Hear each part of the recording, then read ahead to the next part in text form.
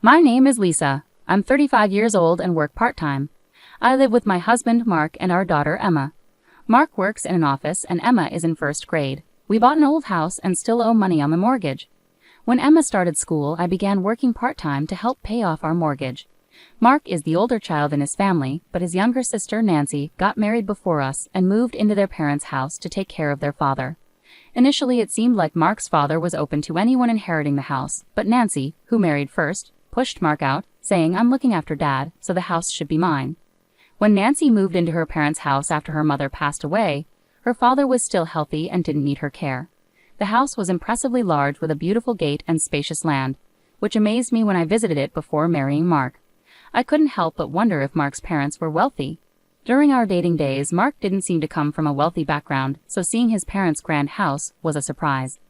Mark explained that his grandfather had been wealthy, but financial difficulties arose during his father's time.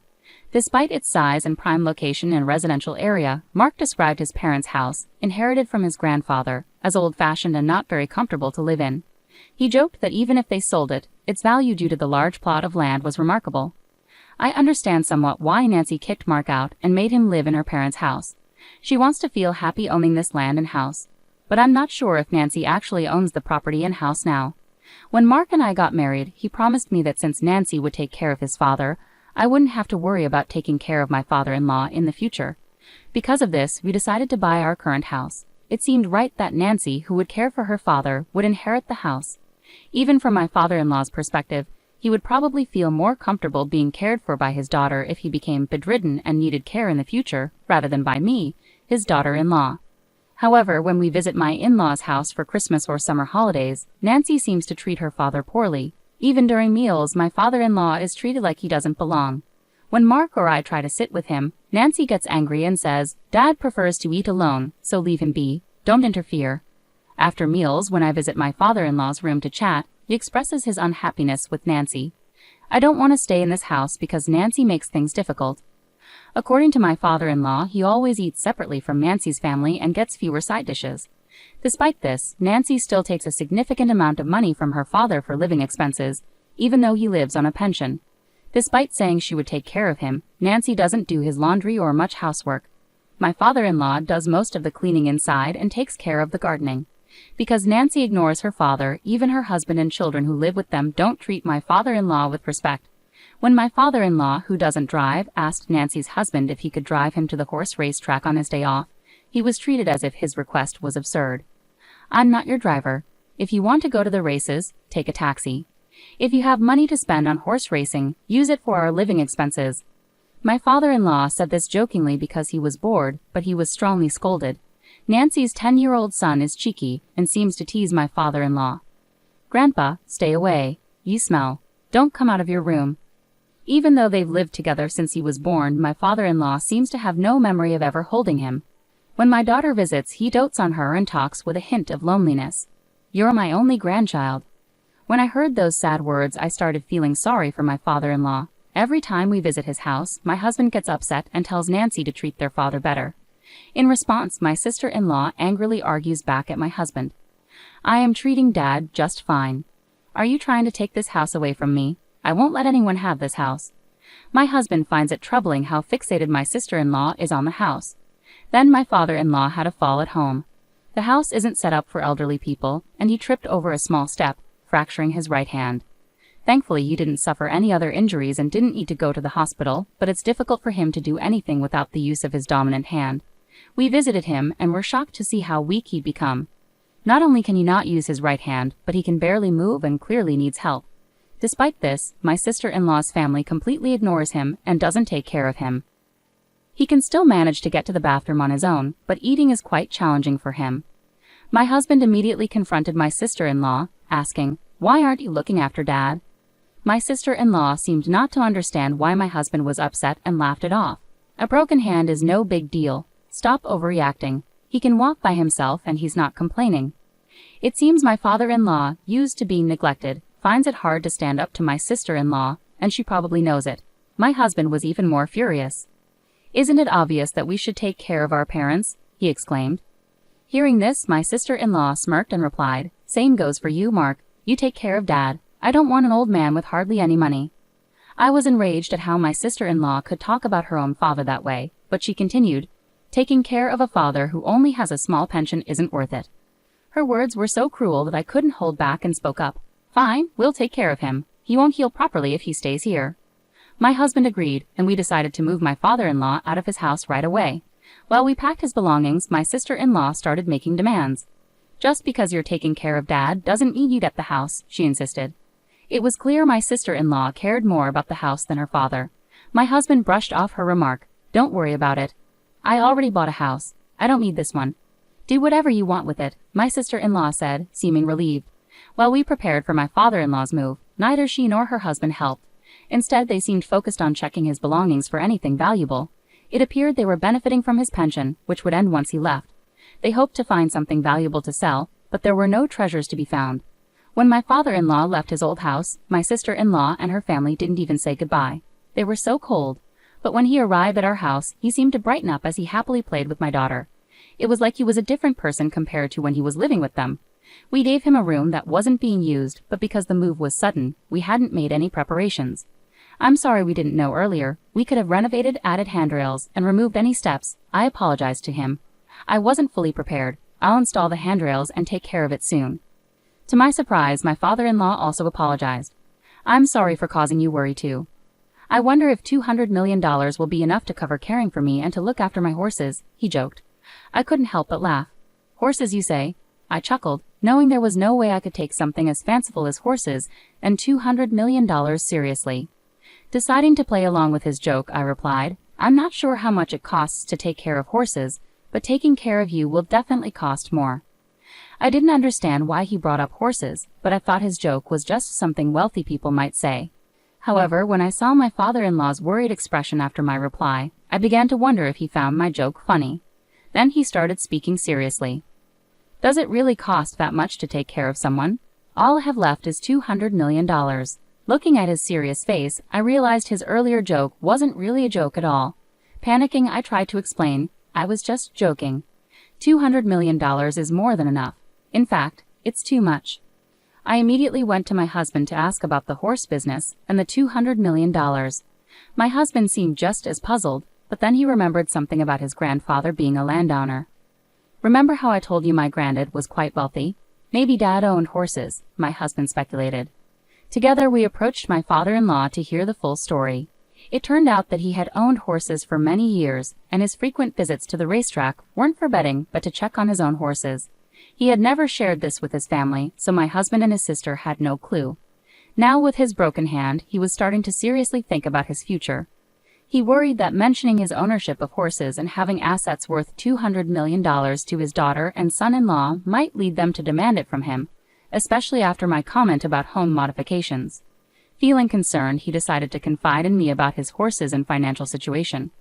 Understanding his apprehension, my husband reassuringly said, "I'm not sure how much it costs to care for horses, but with $200 million, you should be fine. We'll handle your care expenses, so don't worry about it." My husband's confident assurance put me at ease. After confirming with the person who had always looked after his horses that everything was in order, we settled the issue about the horses. Knowing now that my father-in-law was quite wealthy, I started to see him in a new light. I thought that once his daughter realized he had significant assets, she would regret kicking him out. Imagining her regret brought me some satisfaction. Since my father-in-law moved in with us, our lives had changed. Balancing my part-time job with caring for him was challenging, but my husband and I managed together. Having my father-in-law at home brought new joy to my daughter, who found a new conversation partner in him. He seemed happier too. His walking had improved since moving in, and even before we finished the home modifications, he could walk slowly with a cane. Though his broken hand was still healing, he was practicing eating with his left hand. Back at his old home, his nephew would complain whenever he left his room, so he didn't move around much. When he tried to go to the racetrack, his son-in-law seemed annoyed. This lack of activity might have contributed to his muscle weakness and fall. On sunny days, he could now take walks with my daughter's help. I had been so focused on his recovery that I hadn't thought much about my sister-in-law. However, 3 months after my father-in-law moved in with us, she called in a panic. "Is Dad there? Get him on the phone right away." At that moment, my father-in-law was out for a walk with my husband and daughter. When I told my sister-in-law this, she became even angrier. "You knew, didn't you? You knew that house was rented. That's why you took Dad to cause problems for us. I was confused by her accusation. She seemed to be implying that their house was rented, but she had always claimed it was theirs. Even if it was still in my father-in-law's name, calling it a rented house didn't make sense to me. As I struggled to respond, my sister-in-law became more agitated. Some guy claiming to be the landlord of our family home showed up, saying I'm behind on rent and that I need to either pay up or leave. My confusion deepened. When she mentioned the landlord of their home, I wondered if he had come to collect rent from my sister-in-law. Right then, my father-in-law returned home, so I quickly explained the situation and handed him the phone to speak with my sister-in-law. With a hint of anger, he addressed the daughter who had driven him out of his own home, saying, "Didn't you know the house was rented? It belongs to the company where my father was the CEO. I've been paying the rent until you kicked me out." My father-in-law sounded distant and angered, and my sister-in-law, sensing his frustration, shouted back over the phone, "I never heard about this. I'm coming over right now, so wait for me." About 30 minutes later, my sister-in-law and her husband arrived, their faces flushed with anger. They seemed surprised to see my father-in-law walking independently, but the focus quickly turned to the pressing issue. As my sister-in-law erupted again, she accused, "You said the family land belonged to us, Dad. Did you deceive me?" Smirking slightly, my father-in-law responded, "I didn't deceive you. I just didn't tell you because of how you've been treating me." My sister-in-law was left speechless by his comment, and her husband intervened, saying, "Setting that aside, can you please pay the rent? If not, we'll be evicted from the house." My father-in-law chuckled dismissively. "Why would I pay rent for a house where I no longer live? After you kicked me out, isn't that a bit unreasonable to ask?" Unable to counter his logical response, my brother-in-law fell silent. Then my sister-in-law spoke up. "Dad, were you planning to make life difficult for us all along? You seem more energetic now than when you were living with us, even with your injury." Stepping in to clarify, I said that's because he's been doing daily rehab exercises, practicing walking, and working on using his injured hand. My father-in-law nodded in agreement. "Being kicked out by you was actually a blessing. Since moving in with Mark, we eat together as a family, and I feel valued." My sister-in-law and her husband were left speechless. Just then, my daughter innocently revealed my father-in-law's true situation. "Grandpa, your horse is racing in the next horse race, right?" My father-in-law grinned and replied to my daughter, "It's racing this Sunday. How about we go watch it together?" Excited, my daughter ran off, but my sister-in-law and her husband quickly caught on and asked him, "Dad, do you really own a horse? Are you a horse owner?" With a self-satisfied look, my father-in-law answered, "I didn't say anything because I knew if I mentioned money, you'd try to take it. And talking about horse racing always annoyed your husband." Suddenly, my father-in-law's demeanor turned serious. His stern expression sent a chill through me. As he spoke slowly, the tension in the room grew even thicker. "I no longer consider someone like you, who disrespects your own father, as my daughter. I knew you moved in with me hoping for inheritance." Caught off guard by my father-in-law's stern tone, my sister-in-law looked visibly stunned. His final words, "You won't get a single cent of my inheritance," seemed to deliver the final blow. Hearing this, my sister-in-law appeared shocked and staggered. Her husband, who had been supporting her, also seemed defeated. They both slumped their shoulders and quietly left. The rent for my father-in-law's house turned out to be a substantial amount, far beyond what my sister-in-law and her husband could afford. They had no choice but to move out. Neither my husband nor I knew that the house was rented until this incident, and my husband later confirmed it with his father. After leaving, my sister-in-law, who had been careless with money when rent wasn't a concern, suddenly faced financial hardship. Their spending habits proved hard to change, and they relied heavily on credit cards, leading to mounting debt. I heard they moved to her husband's parents' house since they could no longer rely on my father-in-law, but I'm unsure what happened next. Since we started living with my father-in-law, things have been incredibly smooth. Despite his initial injury, his hand healed well, and he regained strength in his legs and hips to the point where he can now manage everything independently. He's become so energetic that he even goes jogging with my daughter. He's truly transformed since we first moved in. Following that incident, my father-in-law has been having serious discussions with my husband about various matters, including planning for the future and even drafting a will. I'm not sure what's in the will, but I suspect he's made arrangements so that his daughter won't inherit anything. What made me especially happy was when my father-in-law paid off the remaining balance of our home loan. We had almost 20 years left on the payments, so I'm incredibly grateful he took care of it ahead of schedule. With the loan cleared, my father-in-law is now considering renovations to make our home more accessible.